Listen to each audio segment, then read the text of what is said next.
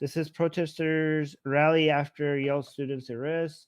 So let me look at the text on the video saying crowds cheer for the 47 students at Yale who were arrested earlier today and loaded into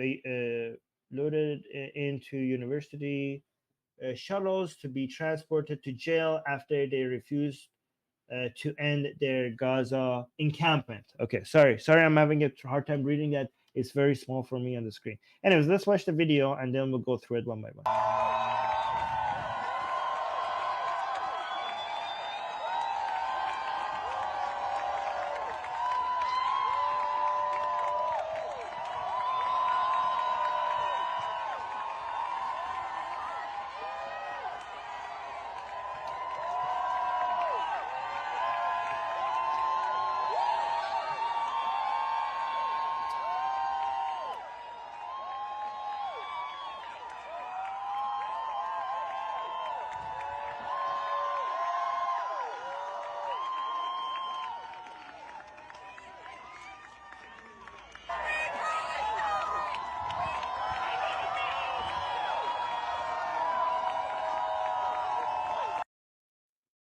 Okay, so I haven't pre-watched these, so I had to go check something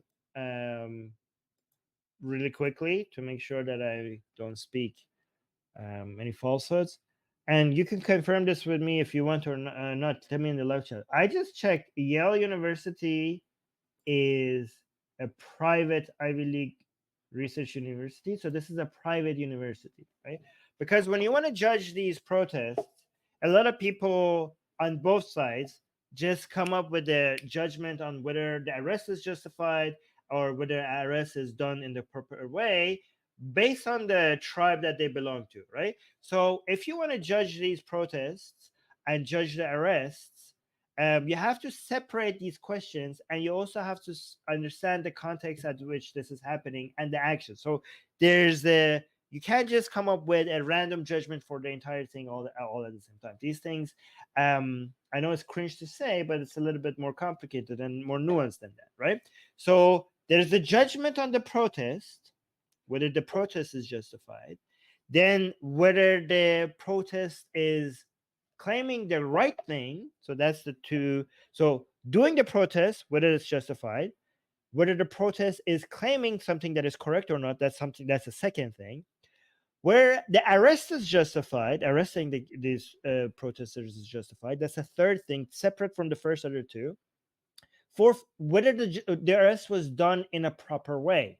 Okay, these are four separate things that require four different judgments, and each one of them depends on the context and needs to be evaluated separately. But people act like these four are the same, and people also act like when they come up with a judgment on one arrest or one protest in one place, they could attribute that to the other ones as well, right?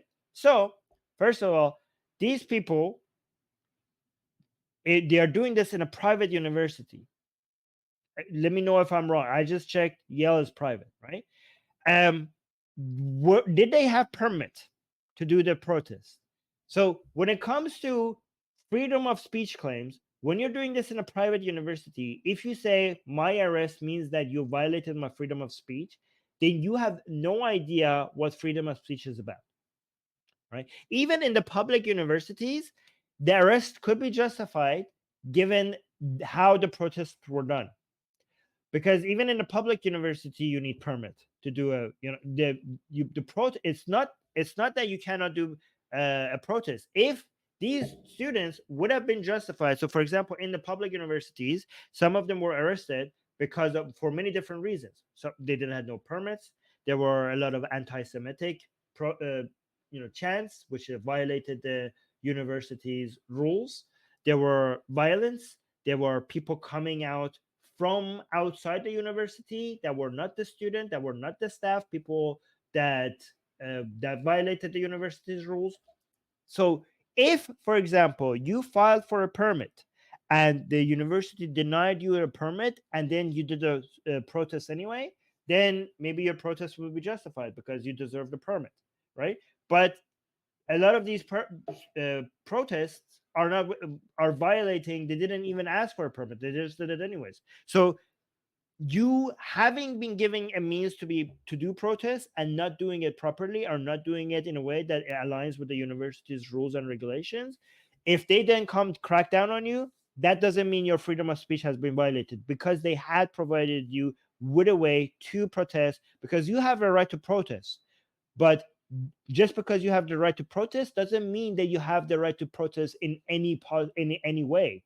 There are ways that you could use that right that violates both legal rules or university's policies or that university's campus rules.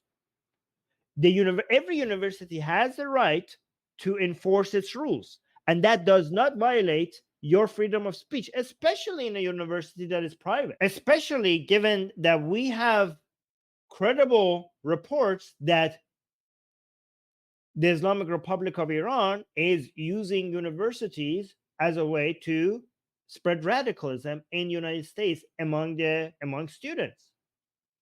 Every university has to be concerned about that. We have seen what has came out of academia when radical forces have had access to the students and been able to spread their propaganda. I mean, may I remind you that some of the greatest terrorists in the Islamic world came out of American universities. So we have a history, including Osama bin Laden. So we have a history of concern, like that gives us, that should make the universities, it's a university's responsibility to take care of its students and to make sure that it fights against sources of radicalism and spreading of propaganda by Islamic regimes and terrorist groups on it in its campus. Again, that does not mean that what that every single one of these arrests is justified. I'm pretty sure the level of arrests and the level of protests are so high that you could be guaranteed that you will find examples of police doing things that should be condemned, that should be questioned. But here's the thing: these ungrateful students, many of them, live in a country where they could file legal complaints. So here's the thing: a lot of the people on the other side think that all of these arrests were unjustified. That's nonsense. But some people on my side also think that all the arrests are justified. We don't know that. We don't know that. We should wait for some of these students or some of the staff to file a legal complaint and for that to be investigated. I'm pretty sure there will be some examples of police doing something that was wrong, or the university doing something that was wrong. But what you have to acknowledge as a citizen or a resident of the United States, that you live in a country that even when if you protest and your right was violated in a way that it shouldn't have been, you have legal courses. You could actually file a complaint. You could take this to court. If a police arrests you and that arrest was unwarranted, or that arrest was done in a way that was not justified, if they used too much force or if they mistreated you, that is not the end of the story. You live in the United States. You don't live in Gaza. That is only the beginning of the story. That police, there's going to be a lot of back and forth. All of this is recorded. All of this is in camera, and you will have justice. It will either come as, yeah, the police was completely justified. You had no right to do that at that point in time, especially if the university is a private university. Or it will come as like, yeah, maybe the police had the right to arrest you, but they used too much force, and now, the court will deem it so. This is how an advanced liberal democratic country operates. But again, remember that when you want to, for people on the other side who think that all of these students should just be allowed to do as much as protest that they want, you show these videos, you don't show the videos that a lot of these protests were targeting Jews, attacking Jews with anti-Semitic chants. And every time you mention that, they mention that some of the protesters were Jewish. There are many Jewish people that are protesting against Israel. That doesn't work in your favor. That doesn't mean anything. The fact that we had attacks on Jewish students, there were Jewish students that were locked in by these protesters in a room, not just because they were Jewish. And when you show that, they're like, oh yeah, but there were also some Jewish students that were protesting, so that didn't happen. They're like, oh, these chants and these protesters are not anti-Semitic because we have some Jewish students. How does that contradict the other? You could have both of these at the same time. I will give you an extreme example. Not that I would say that the situation is comparable, but just to show you the point. And if this example is extreme on purpose, right? In the concentration camps in Auschwitz, we had Jewish people monitoring and maintaining order in the concentration camps at Auschwitz. When the Jews were being lined up to go to those towards the showers to their eventual execution, there were many Jewish people with batons just enforcing the entire thing. Right? So, based on these people's standard, just because we have Jewish students protesting, and that will make this whole thing not anti-Semitic, then Auschwitz was not anti-Semitic because we had Jewish people helping the Nazis enforcing that whole thing. I know this standard does not apply. And look at the police, the way they're enforcing this. I've seen a lot of the videos that come out of this and showing us that how brutal the police were, and it looks brutal, but it looks actually very professional, because sometimes it's brutal because you're seeing somebody's body being moved around, but if you actually pay attention, nobody gets injured. There is not even a nosebleed, there's not a scar, there's not any enforcement of like any force being put upon, like any hitting or any slapping or nothing. It's just that they move the body and that looks very aggressive. But there is no scars, there is no hitting, there's no punching, there's nothing. There's no injuries. If you actually look at the standard that American police has when it comes to how to handle protesters, it's extremely more professional than many other countries. The way they handle protesters.